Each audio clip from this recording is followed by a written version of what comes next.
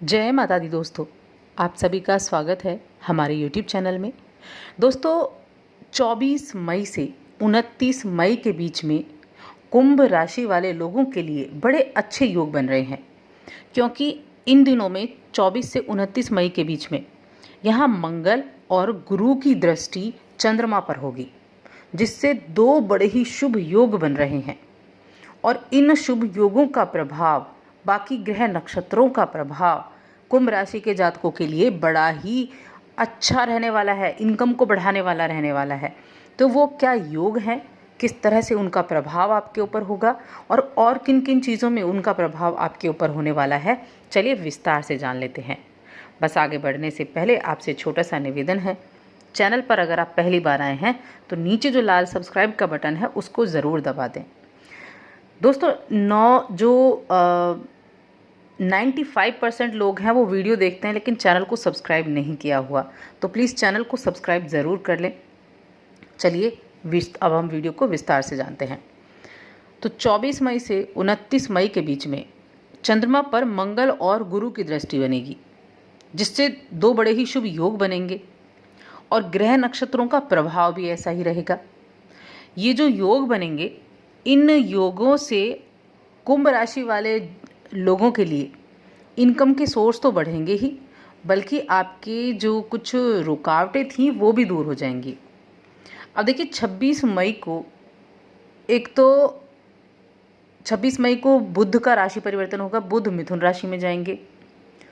दूसरा, 26 मई को गुरु पूर्णिमा है, बुद्ध पूर्णिमा, और इस दिन चंद्र ग्रहण भी है।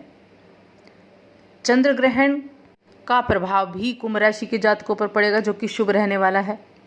इसके बाद जो 28 मई का दिन होगा, इस दिन शुक्र का राशि परिवर्तन होगा, और शुक्र के राशि परिवर्तन से जो वृषभ राशि में ग्रहों की युति हुई थी, एक साथ 3-3, 4-4 ग्रहों की, वो युति भी समाप्त हो जाएगी, क्योंकि इनका शुक्र का मिथुन राशि में गोचर हो जाएगा।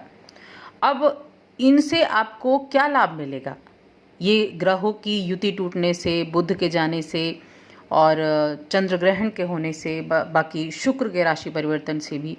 तो देखिए, एक तो आप दूसरे लोगों की परवाह ना करते हुए अपने मन मुताबिक अपने सभी कामों पर ध्यान केंद्रित कर पाएंगे। यानी जो एक होता है ना कि दूसरे लोग आपको डाइवर्ट करते हैं कामकाज से, तो वो आपकी जो स्थिति है उसमें परिवर्तन आपको देखने को मिलेगा। जो काम आपके करने का है, यानी जिसको आपका करने का मन है, उस काम पर आप अच्छे से फोकस कर पाएंगे, आप उस काम को अच्छे से कर पाएंगे और परिस्थितियां आपके लिए बेहतरीन उपलब्धियां बना देंगी। ये एक बड़ी ही शुभ स्थिति है। एक जब परिस्थितियां ऐसी होती हैं कि आपके लिए अच्छी स्थिति बन जाए, तो आपके काम करने में भी आप एंजॉय आपको आता है। ऐसी ही स्थितियां आपके लिए बड़ी ही शुभ रहने वाली हैं।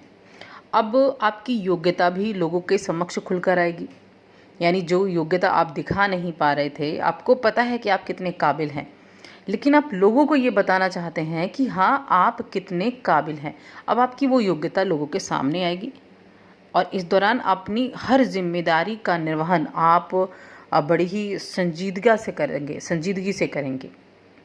अपने कार्यक्षेत्र में अपनी मेहनत और कौशल के दम पर विरोधियों को परास्त करने में भी आप कामयाब होंगे।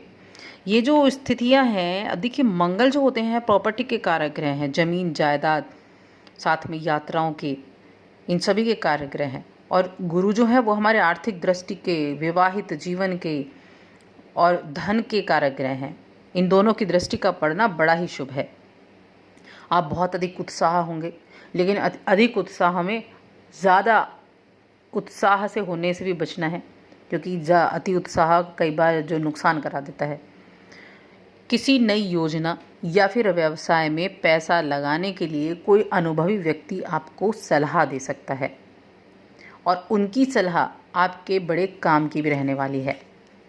अब कार्यक्षेत्र में आपके जो कामकाज हैं, अगर आप व्यवसाय करते हैं, बिजनेस करते हैं, आपका जो काम है उसमें आपके सभी काम बिना किसी रुकावट के पूरे होते हुए आपको दिखाई देंगे। साथ में आपकी आय के, आपके इनकम के सोर्स बढ़ने वाले हैं। एक तो होता है कि आप नौकरी करते हैं तो आपकी सैलरी वहाँ से आ रही है। दूसरा, आप व्यापार करते हैं तो आपकी सैलरी वहाँ से आ रही है। लेकिन यहाँ जो योग है वो है कि इसके अलावा आपकी इनकम के सोर्स बढ़ेंगे। देखिए, वो छोटे मात्रा में ही सही, लेकिन इनकम सोर्स आपके बढ़ने के पूरे पूरे योग बने हुए हैं। नकारात्मक प्रवृत्ति के लोग अगर आपके आसपास हैं तो उनको आप अपने व्यवसाय में, अपने कामकाज में हस्तक्षेप ना करने दें। इस चीज़ का ध्यान रखें कि नकारात्मक प्रवृत्ति के लोगों से आपको दूरी बनाकर रखनी है, और कामकाज से तो उनको दूर ही रखना है। नौकरी पेशा लोगों को अपने ऑफिस का काम अपने घर पर भी इन दिनों में करना पड़ सकता है। मेहनत ज़्यादा बढ़ जाएगी आपकी। मेहनत ज़्यादा बढ़ जाए तो उससे ना घबराएं, बस जो काम है उसको आप कंप्लीट करें, उसको आप पूरा करें, क्योंकि आपको मौका मिला है अपनी प्रतिभा को दिखाने का, अपनी स्ट्रेंथ को दिखाने का, तो उसको दिखाएं। अब बात अगर आपकी आती है लव लाइफ की, तो एक तो किसी मित्र से मुलाकात होगी, मन काफ़ी प्रफुल्लित होगा, कुछ पुरानी यादें ताज़ा होंगी, और पारिवारिक वातावरण भी काफ़ी मधुर रहेगा, बहुत अच्छा रहेगा।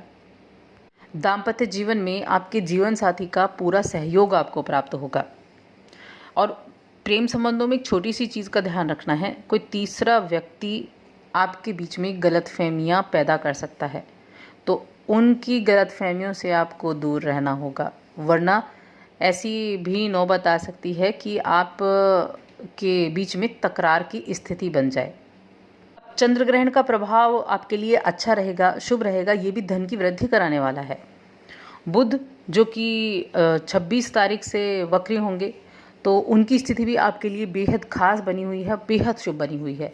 और जहाँ तक बात हम कर रहे हैं शुक्र की, शुक्र तो आपकी चौथे और नवम भाव के स्वामी हैं, और ये आपको हर तरह की खुशी दिलाने वाले हैं। देखिए, यहाँ जो बुध और शुक्र का है, ये आपके करियर में आपको उन्नति दिलाएंगे, आपको वृद्धि दिलाएंगे, आपकी एकाग्रता को बढ़ाएंगे। यहाँ तक कि जो लोग शेयर मार्केट में निवेश करते हैं उनके लिए भी बहुत अच्छी स्थितियाँ रहेंगी, फ़ायदेमंद स्थितियाँ रहेंगी। लेकिन जो लोग पहले से जुड़े हुए हैं वो सोच समझ कर अपना पैसा इन्वेस्ट करते हैं, लेकिन जो लोग इस चीज़ों से नहीं जुड़े हुए हैं उनको सबसे पहले उचित जानकारी की आवश्यकता होगी, उसके बाद ही ऐसी चीज़ों से जुड़ें और रिस्क लें। इन चीज़ों का ध्यान रखें। प्रेम के मामलों में भी शुक्र का कोई ऐसा आपके ऊपर ऐसा इफ़ेक्ट होगा कि प्रेम और रोमांस के मामले में आपको वृद्धि देखने को मिलेगी। तो ये स्थितियाँ इन दिनों में बहुत ही खास होने वाली है। अब देखिए, कुछ नेगेटिव चीज़ें भी हैं जो ध्यान रखनी है। एक तो कभी कभी होता है कि दूसरों की नकारात्मक जो बातें होती हैं उनसे मन विचलित हो जाता है, तो ऐसी स्थिति में आपको धैर्य रखना होगा, संयम रखना होगा, और साथ में बच्चों की गतिविधियों पर, बच्चों की संगति पर नज़र ज़रूर बनाए रखें, क्योंकि अभी बच्चे घर पर हैं, सारा दिन मोबाइल उनके सभी के हाथ में होता है, तो आपको उनकी गतिविधियों पर ज़रूर ध्यान देना होगा। और जो बिना मतलब की यात्राएं हैं उनको स्थगित कर देंगे तो अच्छा रहेगा। अब स्वास्थ्य है, तो स्वास्थ्य जो मौसम का असर है वो थोड़ा बहुत आपके ऊपर हो सकता है, तो लापरवाही ना बरतें। कुछ भी परेशानी होती है तो उसको आप थोड़ा सा कंट्रोल करके चलें, अपनी दिनचर्या को बस व्यवस्थित बना कर रखें। तो दोस्तों, और अधिक ऐसी जानकारियों के लिए चैनल को सब्सक्राइब कर लें, वीडियो को लाइक और शेयर करना ना भूलें।